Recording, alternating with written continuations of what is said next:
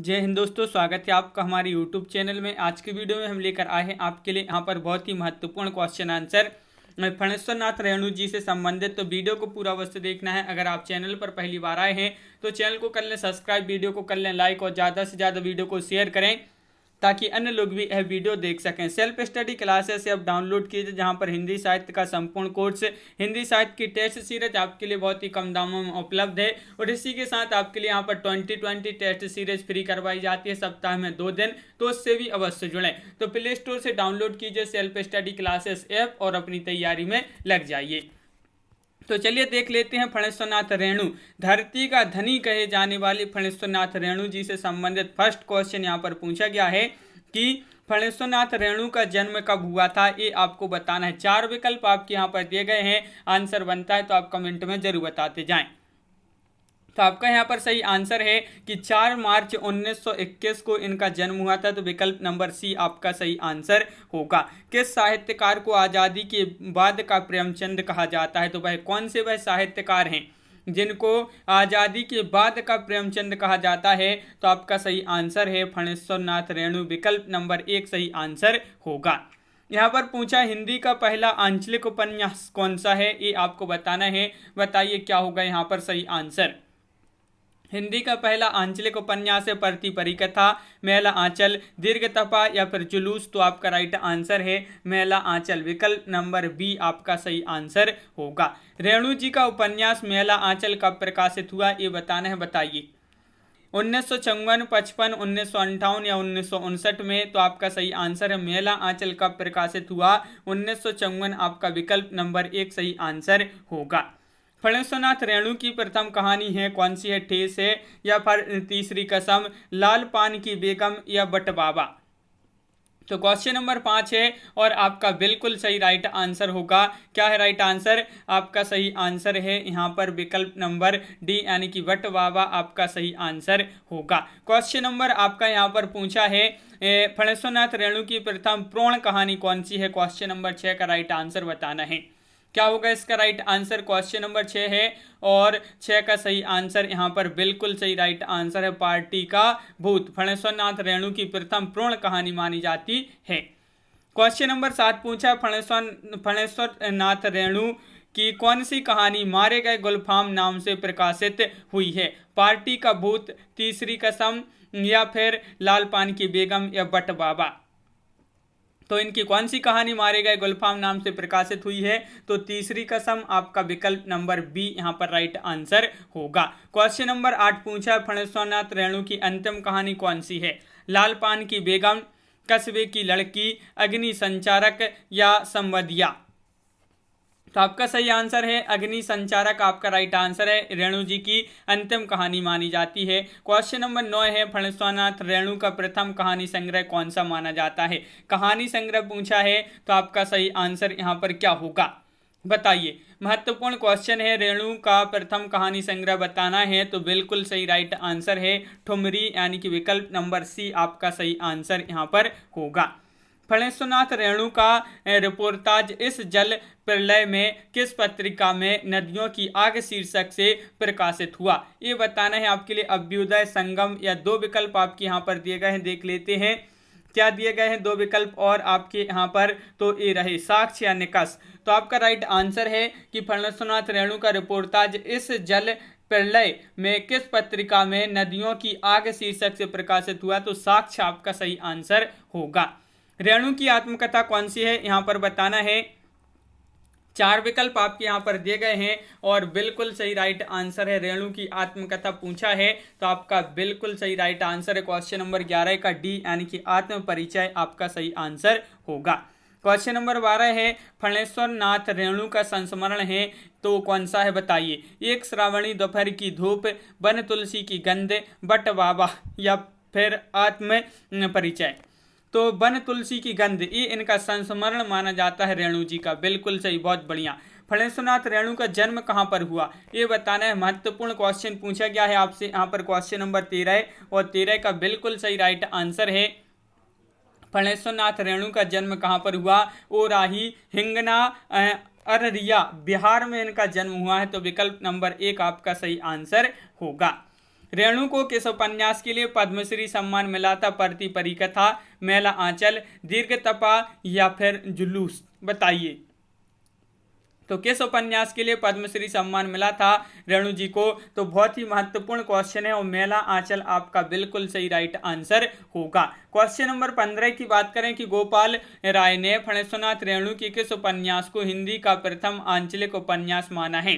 परती परिकथा को, मैला आंचल को, दीर्घ तपा को या जुलूस? तो क्वेश्चन नंबर 15 है और 15 का सही आंसर है यहाँ पर विकल्प नंबर 1 राइट आंसर है। गोपाल राय ने फणेश्वरनाथ रेणु जी का जो उपन्यास है परती परिकथा, इसको हिंदी का प्रथम आंचलिक उपन्यास माना है।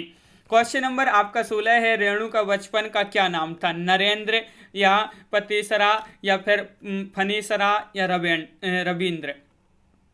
तो आपका सही आंसर है फणेसरा, यानी कि विकल्प नंबर आपका जो सी है वह आपका राइट आंसर होगा। रेणु की स्कूली शिक्षा कहाँ पर हुई? काठमांडू नेपाल में, फारबिसगंज नेपाल में या फिर कलकत्ता या पूर्णिया में? तो इनकी देखिए स्कूली शिक्षा पूछा रेणु जी की, फारबिसगंज नेपाल में इनकी स्कूली शिक्षा हुई है, बी आपका राइट आंसर है। किस उपन्यास के प्रकाशन में रेणु जी को अपनी पत्नी लतिका जी के गहने बेचने पड़े थे? किस उपन्यास के प्रकाशन में, ये बताना है। क्वेश्चन नंबर 18 है, महत्वपूर्ण है और आपका सही आंसर है मैला आंचल। मैला आंचल आपका बिल्कुल सही राइट आंसर है, विकल्प नंबर बी आपका सही आंसर होगा। फणेश्वरनाथ रेणु को धरती का धनी की उपमा किसने दी है? फणेश्वरनाथ रेणु को धरती का धनी की उपमा किसने दी है? तो आपका सही आंसर यहाँ पर होगा, क्या होगा राइट आंसर? क्वेश्चन नंबर आपका 19 है, राइट आंसर है। ये उपमा जो दी है अज्ञे जी ने दी है, तो बिल्कुल सही राइट आंसर होगा अज्ञे। फणेश्वरनाथ रेणु की प्रथम कहानी बट बाबा किस पत्रिका में प्रकाशित हुई है? जागरण में, सरस्वती में, विशाल भारत में या विश्वामित्र में? तो बट बाबा ये जो इनकी प्रथम कहानी है और ये विश्वामित्र पत्रिका में प्रकाशित हुई है। बिल्कुल सही, बट बाबा कहानी कब प्रकाशित हुई? ये क्वेश्चन नंबर 21 है और 21 का राइट आंसर है आपका यहाँ पर बिल्कुल सही राइट आंसर है 1944, यानी कि विकल्प नंबर डी आपका सही आंसर होगा। रेणु जी की लोकप्रिय कहानी पहलवान की ढोलक कब प्रकाशित हुई? ये आपको बताना है। क्वेश्चन नंबर 22 है, रेणु जी की लोकप्रिय कहानी पहलवान की ढोलक कब प्रकाशित हुई? तो आपका सही आंसर है 1944 में प्रकाशित हुई, बी आपका सही आंसर होगा। पहलवान की ढोलक कहानी किस पत्रिका में प्रकाशित हुई थी? ये बताना है। जागरण में, सरस्वती में, विशाल भारत में या विश्वामित्र में? तो क्वेश्चन नंबर 23 का राइट आंसर है आपका यहाँ पर विकल्प नंबर डी, यानी कि विश्वामित्र आपका सही आंसर होगा। क्वेश्चन नंबर 24 है, रेणु जी की कहानी लाल पानी की बेगम कब प्रकाशित हुई? 1956, 57, 58, 59 ईस्वी में? तो बताइए कब ये जो है लाल पान की बेगम कब प्रकाशित हुई? रेणु जी की कहानी है लाल पान की बेगम और ये जो है प्रकाशित हुई थी 1957 ईस्वी में, यानी कि विकल्प नंबर आपका बी यहाँ पर राइट आंसर होगा। फणेश्वरनाथ रेणु द्वारा रचित कितनी कहानियां मानी जाती हैं? 60 कहानियां, 62, 63 कहानियां या फिर 65 कहानियां? फणेश्वरनाथ रेणु द्वारा रचित कितनी कहानियां मानी जाती हैं? तो आपका राइट आंसर है 63 कहानियां, तो विकल्प नंबर आपका यहाँ पर सी राइट आंसर होगा। क्वेश्चन नंबर 26 है, फणेश्वरनाथ रेणु के उपन्यासों का प्रकाशन वर्ष के अनुसार सही क्रम किस विकल्प में है? वह विकल्प आपको यहाँ पर चयन करना है। इनके उपन्यासों का प्रकाशन वर्ष के अनुसार बताना है, तो बिल्कुल सही राइट आंसर है। सबसे पहले आता है मैला आंचल, परती परिकथा और दीर्घ तपा और जुलूस, ये जो है आपका सही आंसर होगा, बिल्कुल सही। अगला क्वेश्चन क्या है तो यहाँ पर देख लेते हैं। देखिए ये रहा क्वेश्चन नंबर आपका 27।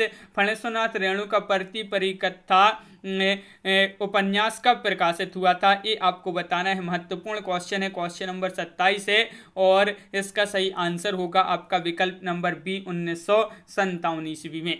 क्वेश्चन नंबर आपका 28 है, इनमें से कौन सा उपन्यास फणेश्वरनाथ रेणु का नहीं है? कितने चौराहे, ये तो है।